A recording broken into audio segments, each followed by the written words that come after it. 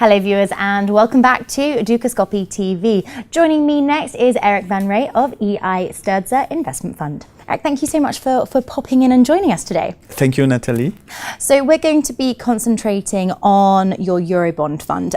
Firstly, Eurobonds appear to be outperforming Treasuries at present, despite the fact that the US recovery seems perhaps a little bit more stable than what we're seeing over here in Europe. What's sparked this role reversal in your view? In my opinion, there is no surprise because in the US growth is higher than in Europe, and inflation is higher as well. You saw probably that inflation, the CPI in the US is above 2% now. So if you add a growth above 2% and inflation above 2%, a 10-year Treasury yield around 260 is too low. So we are really concerned by the Treasury yields behavior now, and we are really cautious. In Europe, it's totally different because inflation is around zero and we have still fears of deflation, even if these fears are lower than in the past, but fears of deflation, inflation around zero, and very low growth, probably between 0 and 1. So lower yields in Europe is natural, and of course when yields go down, prices go up, so the performance of European bonds is higher than the performance of US Treasuries. How does market response indicate perhaps ECB behaviour moving forwards? We received verbal hints of QE. When could that be likely to be implemented? I think they will wait for the last moment. The QE is the ultimate weapon for the ECB. And you know, it's very difficult because keep in mind that at present it's still not really authorized in some countries, so there is still the Karlsruhe rule that say it's more or less forbidden in Germany. So the Germans don't like QE, and I think they will wait for the last moment. There is also one question: QE should help yields to decrease.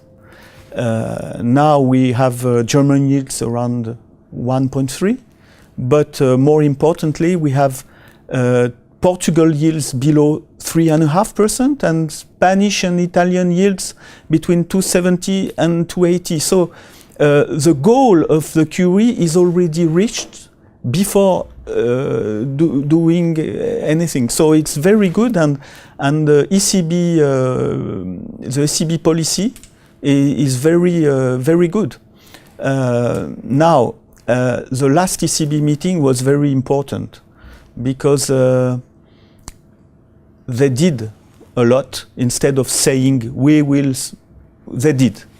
So now deposit rate negative and ROFI just above zero. It's a very strong signal, and this yields will not move now. The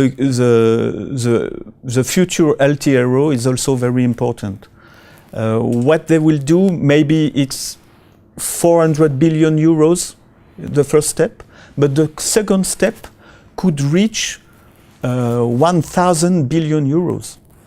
After, and Mr. Draghi said that they will discuss about an asset-backed security purchase. This could occur maybe in 1 year, but I think they will try to avoid the QE. Could we suggest perhaps that bond yields, particularly those of sort of the periphery nations, have perhaps become divorced from the actual real economy itself? And if that is the case, then how do investors protect themselves against that risk? Yes, there is a divorce because these countries are improving, and we saw that rating agencies upgraded recently Spain and changed the outlook for Portugal, for example. But the real economy is still very, very poor.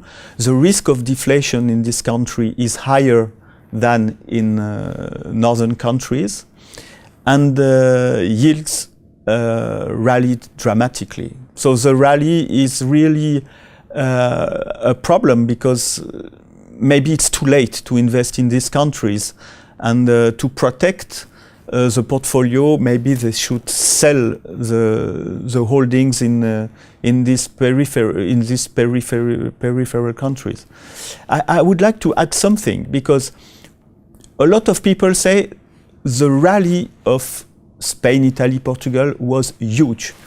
It's true in terms of nominal rates.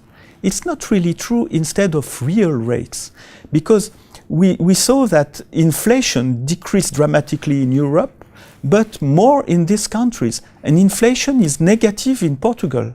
So the current spread between Germany and Portugal, if you look at nominal rates, it's around 2%. But inflation in Germany is above 1%, and in Portugal it's minus 0.5. So the spread between Germany and Portugal in real rates is 4. It's not 2. So keep in mind that the ECB is looking at inflation in these countries, and I think they focus on real rates instead of nominal rates. If we kind of consider everything that we've discussed then and bear this in mind, and how are your forecasts in terms of European economic performance and subsequently bond performance? How is that shaping your Eurobond fund investment strategy then as we move forwards? In the Eurobond fund, we are very cautious because the philosophy of the fund is absolute return, low volatility, and low risk, both in terms of credit risk and in terms of duration risk.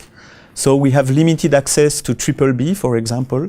That's why we still hold Italian and Spanish names, but with a limited investment. We don't have access to Portugal because Portugal is not investment grade, and the fund is investment grade Euro bonds.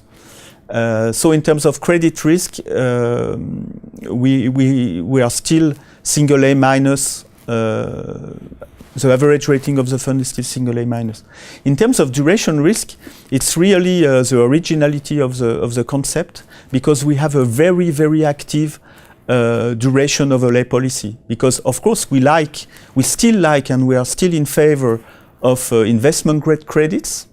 The problem is when we buy credit, you buy the spread and you buy also the duration. We like the spread, we keep the spread, but we hedge the duration with a short position in German government futures, the Bund, for example, in the Euro portfolio.